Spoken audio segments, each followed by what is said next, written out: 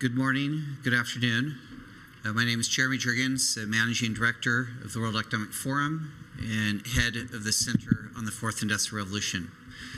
We're joined here today by a distinguished panel of Nita Farahany, Amandeep Singhul, and Gary Marcus to discuss Mind in the Machine. We'll be doing a general briefing for the folks here in the room as well as our online audience on the state of neurotechnology, implications to benefit across a range of areas, and also what the implications are in terms of access, privacy, and human rights. Now, to kick off the panel, I'd like to invite Nita Farahany to share with us a little bit more on the current landscape. Now, Nita, I understand that the market has been growing significantly. Recent research shows, I think it's over $7 billion a year of investment. There's close to 1,200 companies operating in this space, and the market's expected to grow to $27 billion. And I believe that many of our viewers may not be aware that actually the market was so large. So could you actually share a little bit with us on what that landscape looks like? Sure. So let me begin by saying it depends on what we're talking about from when we're talking about neurotechnology. And I think a lot of it gets grouped together under a single umbrella. And it's useful to divide the world up between what is implanted neurotechnology for therapeutic purposes, where there are a number of companies that have made extraordinary advances over the past few years in moving through clinical trials to be able to do things like potentially restore movement or to give people back self-determination who, for example, are quadriplegics or unable to communicate verbally or through eye movements to get those brain signals out and to be able to communicate with devices more directly. That is a limited subset, but some of them have moved to phase 3 clinical trials, and a lot of them are looking at how do they make these devices less invasive? Are there different mechanisms, miniaturization of the technology, or ways to get it into the brain in ways that are less traumatic from a surgery perspective or otherwise, and is something that could go to scale? There are hundreds of thousands of people who stand to benefit from the therapeutic benefits that offers.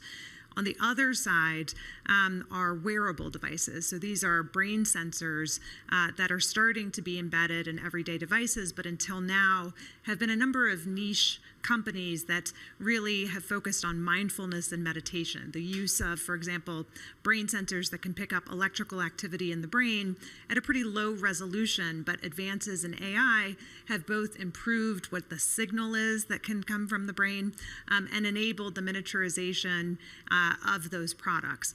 As a lot of the major tech companies start to invest in these brain sensors, it's a huge, I think, untapped market in many ways of integrating them into everyday devices. These are earbuds or watches or headphones and the soft cups around the ears.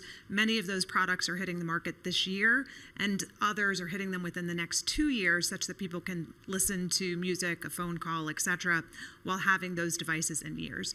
I think in many ways it's that latter category that presents the more significant set of ethical challenges. The former is very tightly regulated by existing medical oversight. The latter is bringing the kinds of sensors that people have become accustomed to, such as rings and in watches, into everyday devices, but it breaches the final frontier of privacy, that is, what people are thinking and feeling. Initially, what they will be capable of doing is very high-level brain state reading.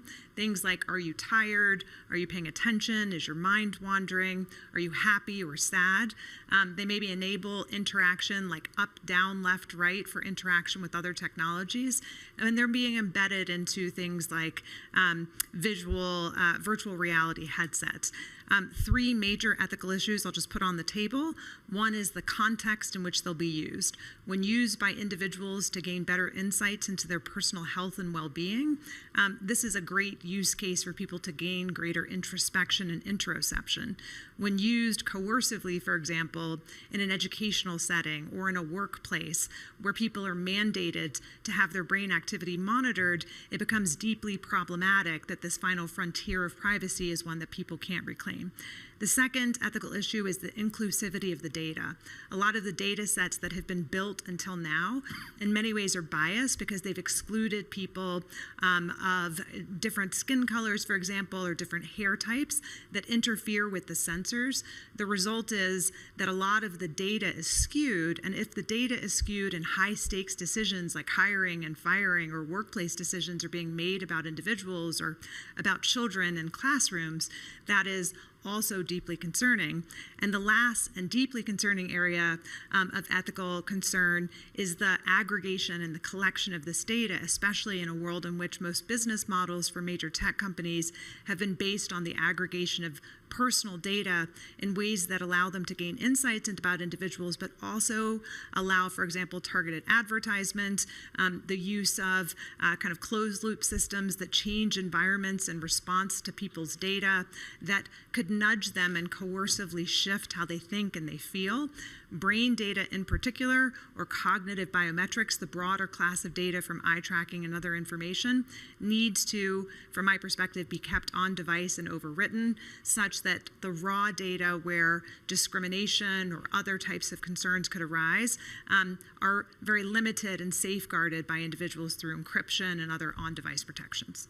Great, thank you, Anita. And I think you also go into depth in this in your book, which I quite enjoyed and would recommend to everyone who hasn't already had a chance to read that there. Thank you. I'd like to go to Amandeep Singh Gill next, the technology envoy for the United Nations. And you've been actively looking at the human rights around these issues. And what with what we've heard from Nita and the work that you've been doing, what are the essential frameworks to ensure that we protect the human rights of citizens while actually allowing them to gain the benefits that these technologies can provide? Right. I want to start straight away by endorsing what Nita just said. I think there's a shift in the industry, very similar to what's happening with the AI industry. Most of the investments in the private sector, and technology is getting smart, but not smart enough, but it's being rushed to the market because the business opportunity is there. I use a variable. It still confuses light sleep and meditation. It's getting smarter, but it's not there with this wealth to be created. So people are rushing in, and corners are being cut. So that's worrying. And this brings me to this question about the frameworks that need to be applied. I think we have a very strong existing framework of international human rights law. And there are these core conventions, and they are fully applicable to this area as they are to other areas of technology. There is an ethical dimension to it, particularly at the early stages of innovation when it's not clear what kind of legal frameworks apply. And there, my colleagues in UNESCO are working on this issue in partnership with the Office of the High Commissioner on Human Rights in Geneva. In New York, the Secretary General is worried about the lack of effective implementation of these frameworks. There was a discussion a couple of years back within the UN system, do we need new kind of human rights around this? I think the jury is still out. We decided that for practical purposes, we should double down on what exists and their effective implementation. Some countries are putting in place specific laws, but I think we need to speed up, and for that we need to rely on existing frameworks. Okay. Thank you, Amandeep. I'd like to shift next to Gary Marcus, Professor Emeritus at New York University. You've been active in the cognitive science and technology fields for some time, and earlier we also were discussing around, once we start seeing the convergence of AI in neuroscience and what implications that has for future evolution in this space. So I look at this both as a cognitive neuroscientist retired and as also an AI researcher who's mostly been looking at AI policy lately. And as a cognitive neuroscientist, I look at what's there and I say there's still a long way to go before the most scary scenarios where you put on let's say, a VR device that has sensors and it could read your thoughts. Like, I really don't want to do that. I'm not too worried about that happening in the short term. I think we might find video games where you can kind of move a character left or right. That's not the same as really reading your thoughts. We might see that relatively soon. As a neuroscientist, I think getting to the point where you put something on your head and it can read your thoughts in a fully general way without your cooperation is still going to take some time. We still don't really understand how the brain works. We're still in early days of neuroscience. We're collecting data. We're collecting much higher resolution data than we did before, but we still have limited understanding of how all that data works. You have 86 billion neurons in your brain, and we have no idea exactly what they're all doing. As an AI researcher, though, I'm very sympathetic to the arguments that my co-panelists have made. You can see with AI that we're very late to the game. All of a sudden we have ChatGPT. It has all kinds of implications, and we don't really have any laws that are specific to AI yet. We have a bunch of initiatives that are close, and then different governments are doing different kinds of things. The UN is trying to do things, but we're clearly playing catch up. And I think we should use this opportunity right now to think of some of the same questions that arise in general in AI have implications here. So around privacy, for example, and the aggregation of data, as we're constructing our laws and norms and so forth around AI, we should be thinking about these issues in neurotechnology. And I'll just throw out one worry beyond the excellent list that Nita already made, which is there's a whole set of things around hacking and bad actors. So, for example, if you have some headset and it communicates over Bluetooth is just not that secure. And so right now, probably it can't read too much, but it can probably read your emotional state to some degree. Someday it might be able to read your thoughts. You don't want people to be able to hack into that. And then there's another version, which I think is very far away, but we should still be thinking about, which is most of these things are kind of read and not write, but there are technologies like TMS that do try to write signals to the brain, and I'm sure people are going to try to do that for various reasons. Imagine those systems being hacked. So we really want to think this through. We want to get a jump on it. I think that's Nita's fundamental point. I completely agree with it. No matter how long the timescales are on some of the specifics, we need to get on it. Great, thank you. Nita, I'd like to come back to you. I was discussing with some AI researchers here, and deep in the field, long time, and said, ChatGPT, the LLMs, the attention knows all you need paper, actually accelerated much faster the field of AI than even the expert researchers had anticipated. Some say anywhere moving it up from 10 to 15 years sooner the things that are happening today than they otherwise expected. What's your thought also on this timeline, and do you think it's as far out as Gary does, or do you think there's also potential that it could come more quickly?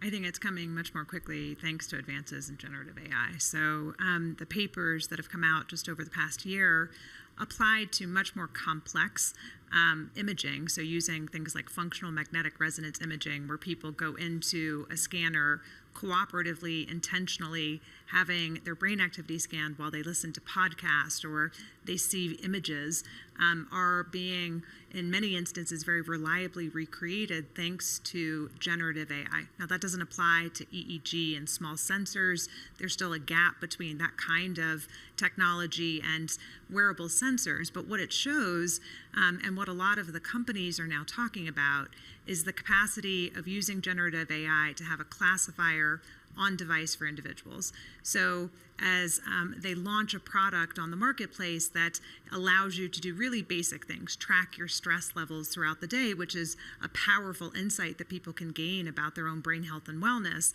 it will learn the individual and co-evolve over time so that each device will have a personal classifier for an individual that generative AI enables that can learn brain signals over time and be able to, essentially say when you are thinking this or you want to type this or you're experiencing this, this is what the brain activity looks like. That co-evolution is happening so much more quickly that it allows companies to ship products with very basic functionality that then also allows this co-evolution. The good thing is those classifiers don't seem to apply across people. So some of these studies have shown that when a classifier is trained for a particular person and then you try to apply it to somebody else's brain signals, it doesn't translate across. And so if we put into place now measures that really secure the privacy of the classifier as well as the data that's being aggregated, this could be potentially transformative technology for brain health and wellness and more seamless interaction with other technology, but only if we put into place the design measures as well as really updating our interpretation of existing human rights around freedom of thought and privacy and self-determination to align with the rights of individuals around that data. Okay, thank you. Amandeep, I'd like to come back to you after hearing both from Gary and Nita there. You're in discussion with a lot of policymakers, government leaders, and Gary was highlighting, for example, the security concerns on top of the technology that could actually interfere there. Do you feel there's a sufficient understanding among policymakers and government leaders, both on the capabilities of the technology currently, how quickly it's moving, and what advice would you have on, improving understanding of these capabilities?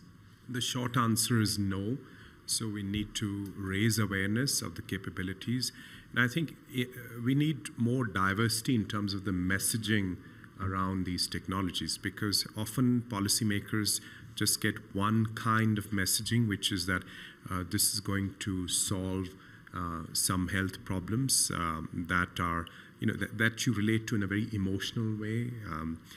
So we need a more nuanced conversation around that, and that's what we've been trying to promote through the ethics lens, the human rights lens, and also the AI governance lens. I think this point about the convergence that both Nita and Gary have made is very important, because you are able to read brain signals today, process them. Signal processing has been with us for a while, but now you are able to process signals in a significantly different way. You have these papers coming out of Stanford from Japanese researchers. I worry at this stage about, silly use, stupid use, and that would then create problems for the field as a whole, which is at a very early stage of evolution.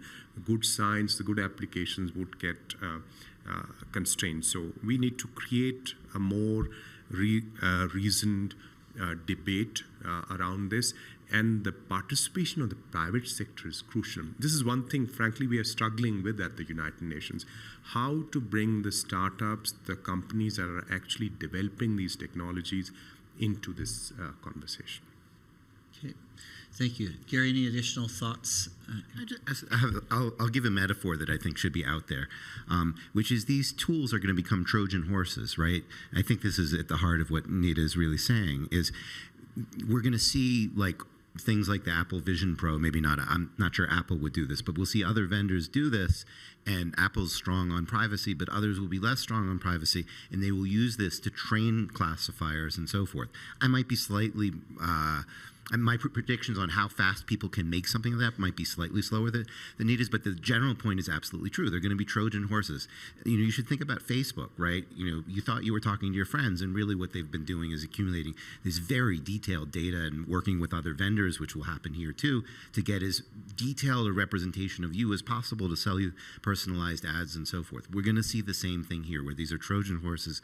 And then the other thing that I think makes policy complicated is that the pace of development here is really not predictable. That 2017 paper that you mentioned didn't even win a Best Paper award at NeurIPS that year. People thought, okay, this is one more paper in this genre, and turned out to have pretty profound implications. I still think we're a long way from artificial general intelligence, but there are a lot of practical things we can do with this technology. We don't really understand the pace. So we can have a drink and argue about it a little bit, but none of us really know how fast this is moving. It's certainly going to move reasonably fast, and it's certainly this kind of technology is going to be used as a Trojan horse, and we need to think about that. Great, thank you. I'd like to use this opportunity to also open it up to the audience for questions and comments, and maybe I can also proactively invite Jared Genser for comment. Jared, renowned human rights lawyer, but also a co-founder of the Neuro Rights Foundation. You've had a chance to hear this. You've also been looking at personally. Any observation on what you've heard here, and what question would you put to the audience or to the panel here? Well, thanks so much. It's not very exciting for me to say that I agree substantially with pretty much what everyone is saying. I do fall on the side of this is moving faster rather than slower.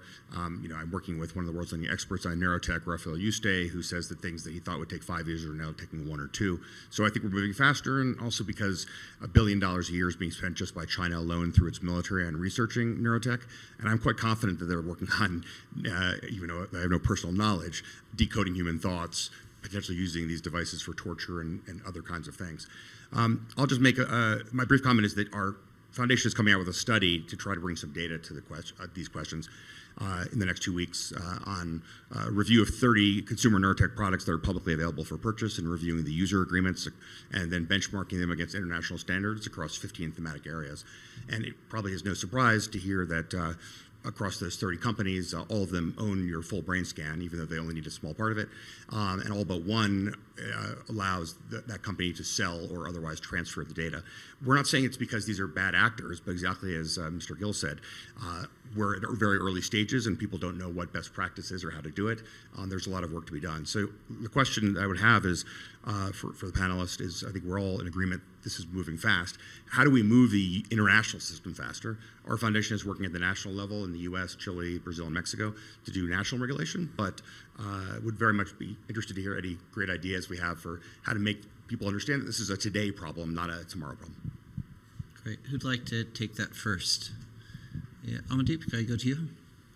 I think that's a great question. How do we, we've made the case that things need to move faster on the governance side, on the awareness side, but how do we make that happen? There's a conference that UNESCO is organizing on this. And in New York, there is the Summit of the Future where a global digital compact is to be adopted. How can we reinforce the principled approach to these technologies? How can we put in place some concrete commitments and actions and some kind of a review and follow-up mechanism, because the tech is moving fast and we need to make sure that, as we update our understanding of how existing obligations apply, we are keeping in step with the technology. So I see those couple of opportunities, but I think we need to work harder on bringing the industry together. The forum's work on this issue could be helpful in that regard. And if there is a safe space, because from my experience of the lethal autonomous weapons discussion, some of the investors, some of the companies were reluctant to join the discussion because they feared being branded as makers of killer robots and so on. So can we work on this problem and create the conditions for those multi-stakeholder conversations to happen? Can I add to that? And if there's anyone else with questions in the audience, please raise your hand and we'll come to you after each other. Just briefly adding to that, so agreed, a principled approach can help us get there more quickly. Part of what the work I've been doing has looked at is, in this bridge that we're talking about with AI, as well as other emerging technologies, there's a consistent theme across all of them. It isn't just neurotechnology that's seeking to decode brain and mental experiences. You mentioned Apple Provision. Their eye tracking capabilities really are meant to make inferences about mental experiences and to try to understand what we're thinking and feeling. A lot of these technologies, if you think about a broader class of cognitive biometrics, are raising the same issue. And so rather than a technology by technology approach, recognizing that, especially with the urgency that everyone feels with respect to AI, it can be governed across a principled approach across all of them. We can recognize that there is this fundamental right to cognitive liberty, and that maps on to existing human rights of self-determination and mental privacy and freedom of thought. And we can recognize that that's true whether it's social media that's seeking to understand our psychological profiles, it's eye tracking, or it's neural data that's being collected, which gives the urgency because those products are already on the market, and it allows us to be able to meet this technology as it arrives more broadly on the market. I'll just add one thing, which is I was really struck by what you said about terms of service and shouldn't be surprised by it because people are signing similar terms of service with their cars, and the cars are tracking where they're going and possibly sharing data with Meta and so forth. One thing I think that this does point to is we need firmer consumer advocacy and literacy campaigns around what you are signing and why it actually matters. And somehow we're not getting that message out. And this is one more place where it's really going to maybe matter even more than it has before. Okay. Thank you. Okay, question there in the front. Thank you for such an interesting panel so far. It's been really interesting to get your perspectives on this issue, given it's such a prominent topic. I wanted to ask, how do you ensure that you still get the benefits of AI, given that regulations are so important in this case, but how do you make sure that we still get the best benefits, for example, in maybe a mental health perspective, where it could help things like therapies or people who have issues that need to be addressed and where AI could help in such a way? How do you make sure that your regulations are kind of allowing for that to happen? It's a great question, and I'll say most people who are kind of fervently working on these issues recognize the biggest risk comes from the raw data itself, right? So if you have, rather than an inference that has to be drawn, if you want to go left and right, the richness of brain data is such that there are a lot of other inferences that could be made if it was accessible to the individual. Those other inferences include, for example, aggregating large data sets to be able to learn about mental health and well-being. But there's a way to do that, which is if data lives on device, and some people choose to participate in studies that allow the study of very specific issues, depression, ADHD, Parkinson's, Alzheimer's disease, much like the very large Apple Heart Health study that they did, which led in collaboration with a university under an IRB, a consented to process of sharing data that was for a limited purpose. They are able to gain tremendous insights from that. That same thing can happen if suddenly we're tracking our everyday brain health and wellness and our everyday brain activity. There is a wealth of data there. There is a respectful and individual privacy preserving way of studying that data to gain the insights that can benefit humanity. Great, thank you. And maybe building on that last question, also starting with Gary and then working this way, could you build further on the opportunities you see in this space? A lot of discussions here is focused on the clear need to protect privacy, build consumer understanding. What do you see as the key opportunities emerging in this space that we also want to make sure that we don't miss?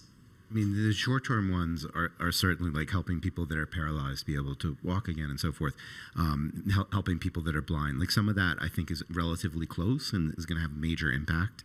I think that helping with depression and other mental disorders is something that is relatively feasible in the relatively near future. I mean, always these things, we try them out and then, it's sort of like phase 3 clinical trials. A lot of them don't work. So, not every shot on goal is going to work, but I think we have more and more shots on goal and we'll really be able to help people with mental health issues. I think if we get the laws right so that we're not having this kind of Trojan horse problem, then I think there's a lot of potential to help with those kinds of things. In the long term, I actually wrote, in 2008, I wrote a piece for the New York Times about having systems that automatically help us with our memory and our reasoning and so forth. And that is possible. I wouldn't even want people to play around with them, though, until we get these privacy issues correct first. Yeah, Amaddeep? Yes, I think that leads to the learning and education opportunity. But I think we won't get there if we have reckless use of this technology. In fact, it'll be unhelpful. We are faced with aging populations. Demographics are changing very rapidly. So brain health, the percentage of brain health related problems as a subset of overall health related problems is rising. So there is a tremendous opportunity there for societal well-being. And that's why I'm very concerned about not getting this right at this stage because of the opportunity that's out there. I will echo those and add one final thing, which is we know personally virtually nothing about what's happening in our own brains. We're able to track the number of steps we take a day, know our heart rate and other basic metrics, but this part of ourselves that we so closely identify with, we have this just very inaccurate way of accessing. And so the possibility of making transparent to ourselves what's happening in our own brains, whether that's for mindfulness, meditation, stress levels, depression, or just being able to know your yourself better.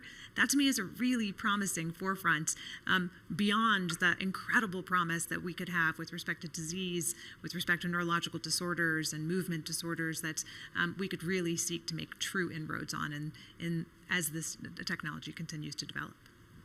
Great. Thank you. If I could just briefly summarize, what I've heard here is, we have a rapidly evolving landscape. It's not well understood by the general public, let alone business leaders or policymakers. And this is something that we need to work on further and develop consumer literacy and individual literacy so people understand how to protect their own privacy and safety in those dimensions. We have existing laws and frameworks.